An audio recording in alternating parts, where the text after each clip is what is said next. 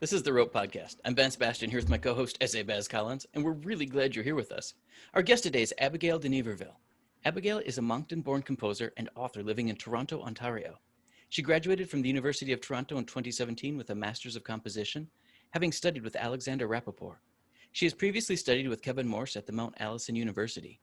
While studying music, Abigail would often escape the daily stresses of university life by writing stories and novels.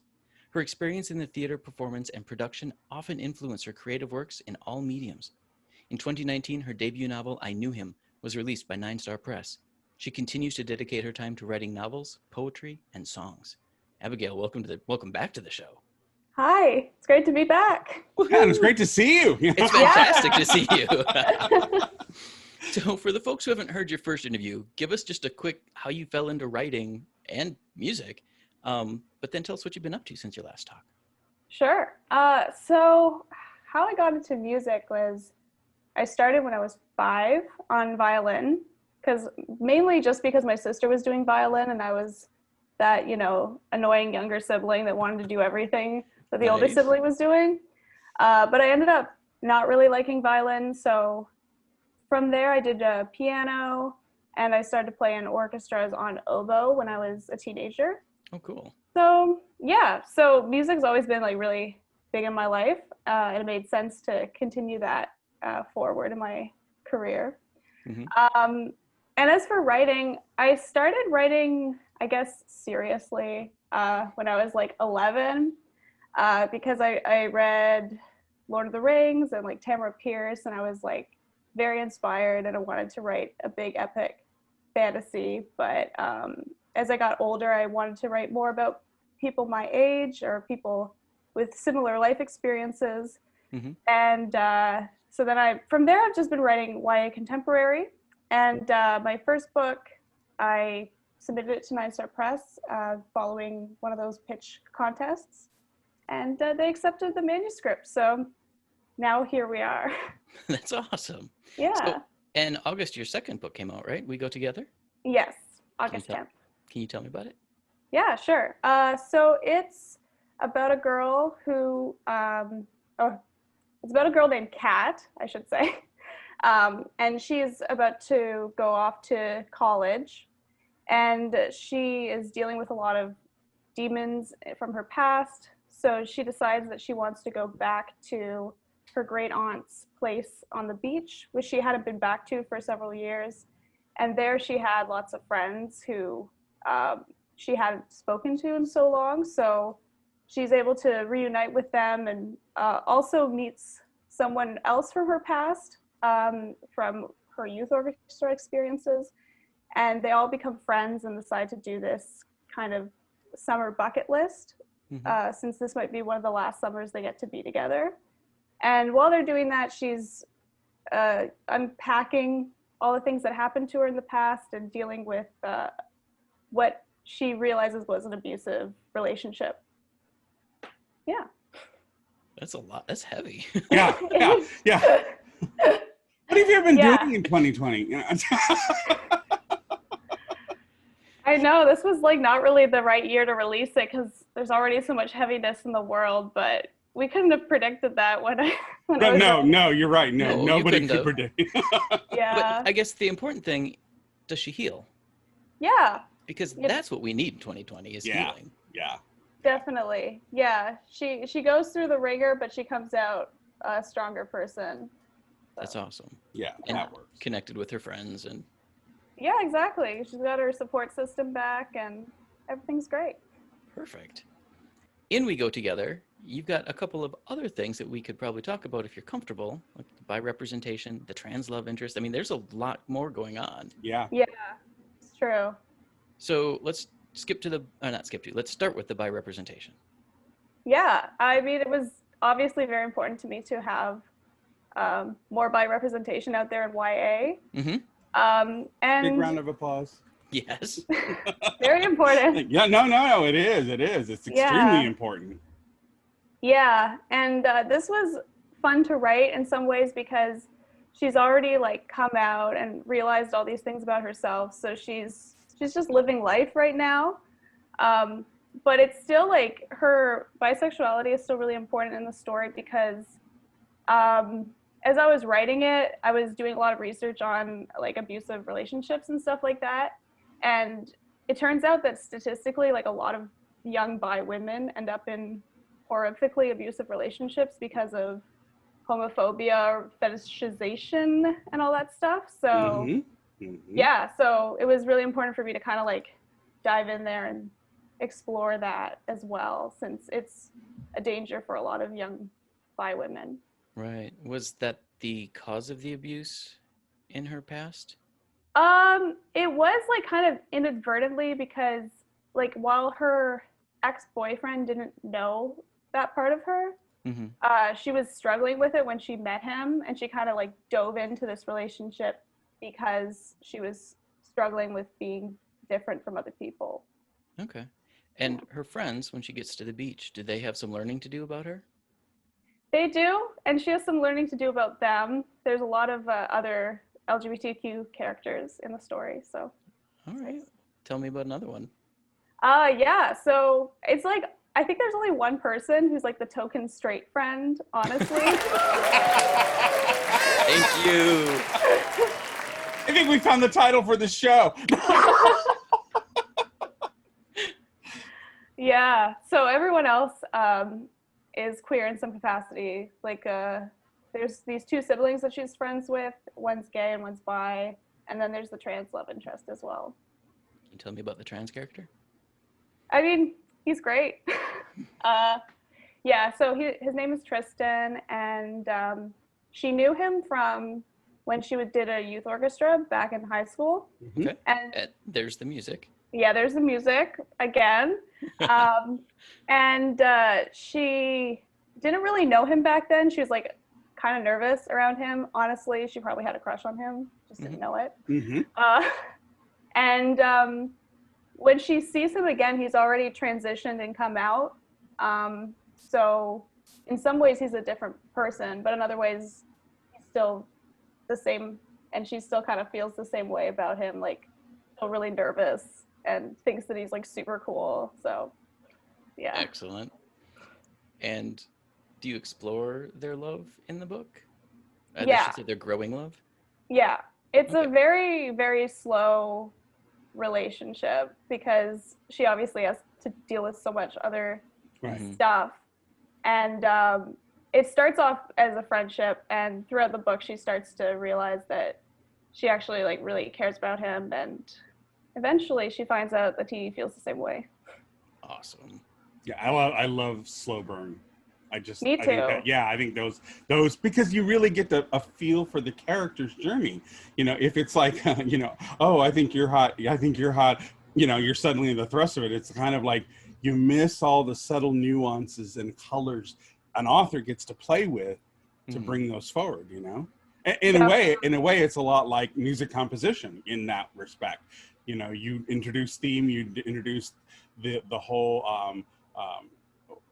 way that you want to bring the audience in, draw them into the music, and by doing that, you're revealing more of the piece and layers. You know, so you know, construction of character and construction of music, they're a lot alike. You know. Yeah, it's true. There are a lot of similarities, especially with the whole gradual build into something big. Yeah. Well, and that's also how lasting relationships build in life. I mean, right.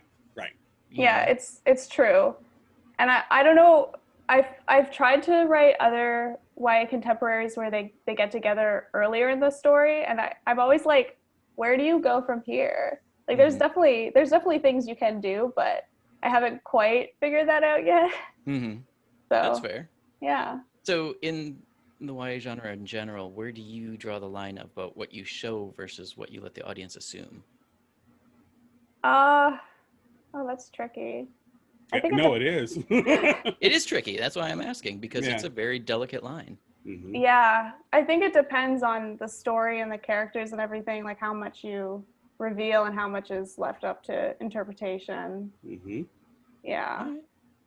Yeah, I think in many respects, although it's weird because I've read several YA stuff and with straight characters, and I think there's a greater permission to let them explore more, and I think that queer YA writers, that's a struggle that they have in getting the work out there, is because it's like, oh, no, don't do that. You can have the love thing, but if it moves into the physical, then oh, no, that, and there's no reason for it. I mean, if you're a queer kid, that's what you're looking for. You're looking for that expression, those tender moments of reaching out to someone in that way, and yeah, it's tough for queer writers. So I applaud you for doing it in the YA market, because I think more teen kids want to see themselves reflected in every aspect of what they're going through. Mm-hmm. Yeah, I would agree. And I've found that with a lot of YA LGBT books, like I'll read reviews just from like Goodreads users, and they're always like, oh, they got together too early. And it's like more than halfway through the book when they actually get together. It's on the last page. I like you too. End story. There wasn't enough buildup. It's like, yeah, come on. Yeah, you can't win for lose. You really can't. Yeah. You just got to let the story be what it's going to be. Pretty Right. much, yeah. So in addition to them meeting you said it was like a band retreat, band camp? Yeah, it's like a youth orchestra. So Okay. the idea was basically that they would go there like once a month and like play together. Mm-hmm. That's kind of the vibe, because they come from different towns, so they don't Okay. know each other outside of orchestra. Does music play a bigger role than that in the story? Yeah, it does. In a few different ways. Like Kat is she's a composer, and she's kind of struggling with writing music after going through the trauma, and so she is throughout the whole book trying to write a song for the first time in months, and Tristan is able to help her a little bit, and they also form a little band with all of her friends, just like playing covers and stuff like that. So That's fun. yeah, it is fun. Awesome. What else would you like folks to know about the book? I guess mostly that even though like it is a very difficult subject, talking about abuse and trauma, the book itself has a lot of moments that are very lighthearted and fun. And the whole concept, or I guess point of the book, is to show that even in hardship, you can still be happy and still have good moments. It's not all just like doom and gloom. Right. Yeah. Which is important, because you have to weave in the hope. I think if you do it, and it's all, especially in this day and age with COVID, so in a way it's kind of nice, because you do have that uplift in the end. You're bringing that to the fore, so it gives people a moment to go, okay, things are going to be good. They went through some, but they're going to be good. And I think it's important to write those stories, no matter when. But in this age, I think giving people that moment to breathe and go, oh, okay, we're going to be good. They're going to be fine, kind of thing. I think it's important, Definitely. So, Yeah. good for you. Yeah. Very nice. All right. Right. So you ready to do some RFQs? Sure. Okay. So this year it's all about pages and screens coming together. So in that vein, what has been your recent favorite film or series, and why did it appeal? So I just finished watching the show on Netflix called The Untamed. It's a Chinese fantasy drama. Oh, wow. Okay. Yeah, it was really cool. I was like a few months ago, I saw it on Twitter. People were freaking out about it, and I was like, okay, I guess I'll watch this. And then I was freaking out about it. But it's Freaking out in a good way? no, in a good way. Yeah, it's really good. Like it kind of starts out as like a typical fantasy with like there's a quest, there's like an item that they have to protect, and then it kind of just like diverts completely away from that and goes like beyond what happens when you save the world, and all the like interpersonal drama just Nice. perfect. Oh, wow. No, I'm definitely going to put it on my list. Yeah. Okay. Well, is there a series or film that surprised you with queer representation? Yeah, She-Ra and the Princesses of Power. We just had our first guest say that too last week. So yeah, excellent. Yeah, I was surprised. Like, there were times as I was watching the show where I was like, are they gonna do it? Are they not gonna go there? And then they went there, and I was like, thank God they went there. Yeah, yeah. Yeah. Well, there's a reason why even in the 80s, excuse me, a reason why even in the 80s when the original production was there, that those, you know, He-Man and She-Ra became queer icons, you know, that's been in queer pantheon of, you know, one of our own kind of thing, even though in the original series they didn't really explore that. But it's nice to see the reboot allows queer people to go, yes, see, this is what we meant, this is what we saw, you know. And so yeah, that's excellent. I love that. Yeah. All right. Yeah. If your latest work is made into a film or series, who's in the dream cast for the MCs? Oh, that's tricky. Mm. I think for Kat, I would love to see Amy Beth McNulty. She played Anne of Green Gables in Oh, the okay. Mm-hmm. production. Mm-hmm. And yeah, she's a really great young actress. I think Mm-hmm. she would do a good job with like both the lighthearted moments and the more serious. Mm-hmm. For the other characters, it's really tricky. Like, I would love to see some more like newer Canadian actors come forward. Mm-hmm. Some good young trans talent. Mm-hmm. Yeah, no. Yeah. We're all about giving the spreading the wealth amongst our own, you know? Yeah, Yep. exactly. Yep. So. Yeah. Oh, excellent. All right. If you could co-write a work with another author, alive or not, who would it be and why? I think it would be Nina LaCour. Oh, okay. Yeah, she's a big inspiration for me, and like her books are just a great mixture of like emotional and fun. So that's what I strive to do. So I think it'd be fun to team up and. Nice emotional roller coaster. Yeah, exactly. Yep. That can't beat those. Yeah. Okay. Well, is there a genre you haven't written in but would like to try? Yeah, I would honestly love to do like paranormal romance at some point. Okay. Okay. Yeah, I mean, I was a Twilight fan back in the day, so it's still in the back of my mind, always thinking about vampires. But Are vampires your favorite, or do you have a different favorite that you would champion? I think I would definitely do vampires. All right. But who knows what'll happen? Right. No. Yeah, that'd be great. All right. Is what topics do you still want to cover with your works? I would love to do something more focused on a friendship without the romance. I always tend to put in romance, but there's a lot of friendships out there that are just as important and as complex as romances. So I'd love to. Right. No. give Absolutely. that a shot. Yeah. Yeah. That would be cool. Okay. Mm-hmm. Well, name a big challenge you see facing the LGBTQ community moving forward. I think probably just like getting along with each other. Mm-hmm. Like, I see a lot of infighting on social media, and I'm kind of over it. But. No, exactly. No. I feel you. Because Yeah. we need to save the shade for those who are against us, not, there's more than enough people who are waiting to take us down. We need to really nurture each other more. Yeah, I totally agree with Exactly. you. Mm-hmm. Yeah. All right. Well, name a recent event, global, local, or what have you, that either inspired you or made you smile. I don't really read the news that much, to be honest, but one thing that made me laugh recently was the ruling in the Irish Supreme Court that Subway bread is not real bread. Oh, yes, I saw that. I saw that because of the sugar content. The sugar yeah. content, Yeah, I thought that was so funny. No, my dear, you're eating it on a pastry. Oh, man. Yeah. Love that. Okay, well, if you could possess a superpower to help heal the world, what would that be? I think probably just inspiring empathy Mm-hmm. in some capacity.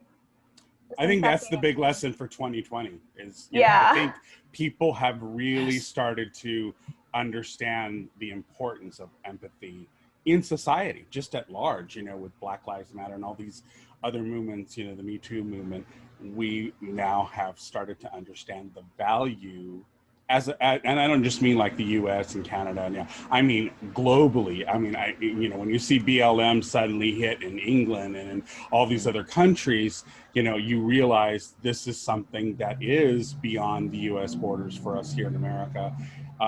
And you begin to see the more global connectivity because of it. You know what I mean?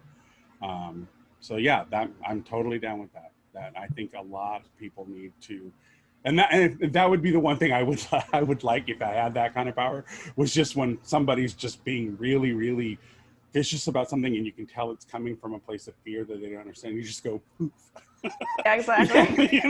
Now you will understand, kind of thing, So For sure. Okay. Well, you made it through the list. Great. Yay. Gold stars. Jazz hands. No, I'm only kidding. Well played. So, what are you working on now? What's coming up for you? Right now I am revising a book, so I'm hoping that I'll be able to start submitting it places and see what happens. So Nice. Yeah, that's really the main thing going on. You can follow me on Twitter to see all the updates, and still working away on music and stuff like that as well. Awesome. Any final words of wisdom? Don't be a jerk. There you go. There you go. All right, we have to pick a title. And I know there was one that you called out, but there are a couple others that might work too. So, you called out Token Straight Friend, but you don't mean Baz. Just called that one out. But then also you said, are they going to do it or they went there? Oh, yeah. They went there is a good one, too. That is a good one, yeah. Yeah. All right. Then I think we're ready to wrap this up. Yeah. Cool. All right, folks, this is Written on the Edge. The Wrote Podcast is produced jointly by Rogue Ravens Media and Alpagon Media. For our disclaimers, links to social media, our listen stations, or to sign up as a guest, visit www.rotepodcast.com. We'd like to extend a huge thank you to Abigail for being with us today. Abigail, thank you so much. Thank you for having me. Yay! No. Now, head out there, pick up We Go Together for a story of healing and friendship. And we'll talk to you soon. Bye-bye.